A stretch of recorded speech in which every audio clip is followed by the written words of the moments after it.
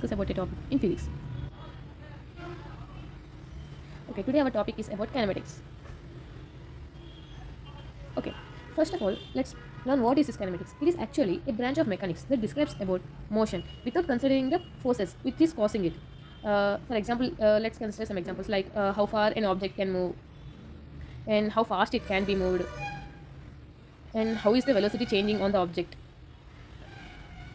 Such type of things can be observed using the topic of kinematics. It is only used for studying only the motion of parameters. Only motion parameters are mainly discussed here. Let's come to the basic terms of kinematics. Kinematics, in first we have position. Basic term is position.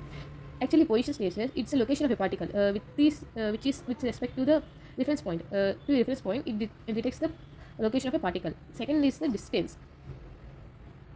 It actually describes the total path covered. It's a scalar quantity and it's always positive. And the third one is the displacement.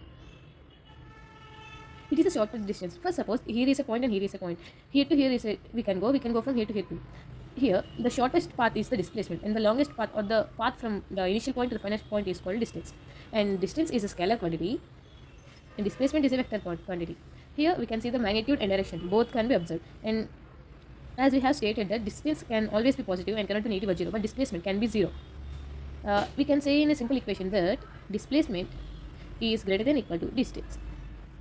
When we talk about distance and displacement, the next coming topic would be the speed and velocity. When we talk about speed, we talk about distance, which is a scalar quantity. When we talk about velocity, we talk about displacement, which is a vector quantity. Here, the formula of speed can be set as distance by time. In case of vector, we can say that it is displacement by time.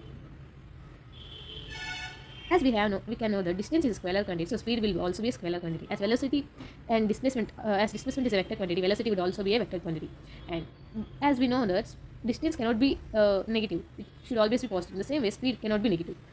Velocity can be positive, negative, as well as zero. And average velocity is simply denoted as v average, and it's given as total displacement by total time taken.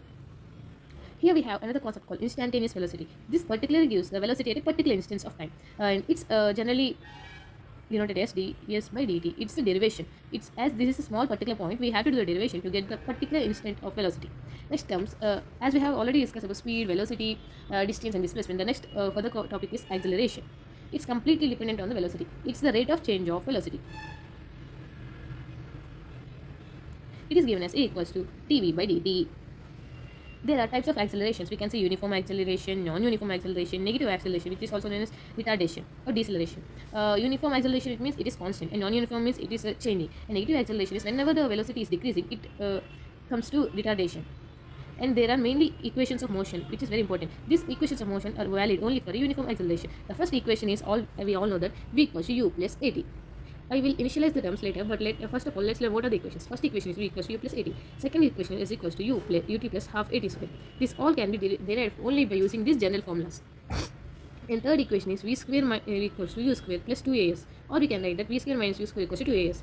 Here, acceleration should be constant. It is the main basic term. And as we have discussed, u is the initial velocity, v is the final velocity, a is the acceleration, and t is the time period, and s is the displacement. We can see that in every equation, only three terminologies are mainly used.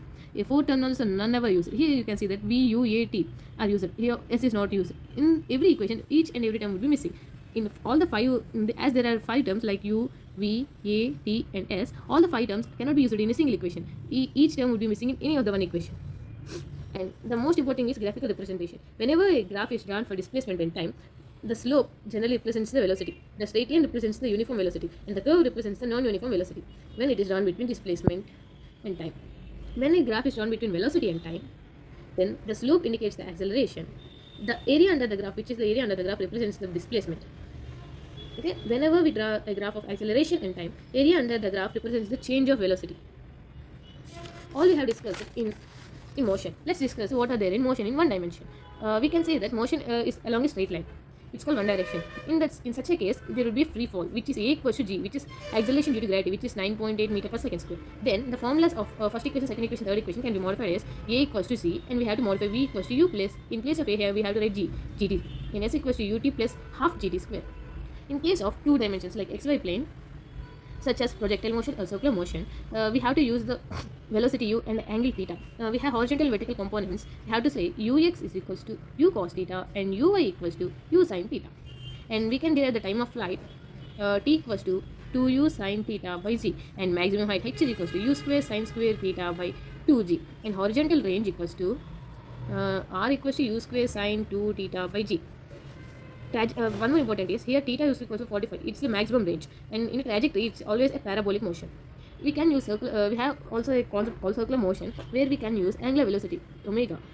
Omega equals to v by r, and centripetal acceleration where omega square r when it's acting towards the center. There are so many important concepts, and I have discussed just the overall concepts of kinematics. When we go deep into it, we have to derive the formulas and use according to the problem statements.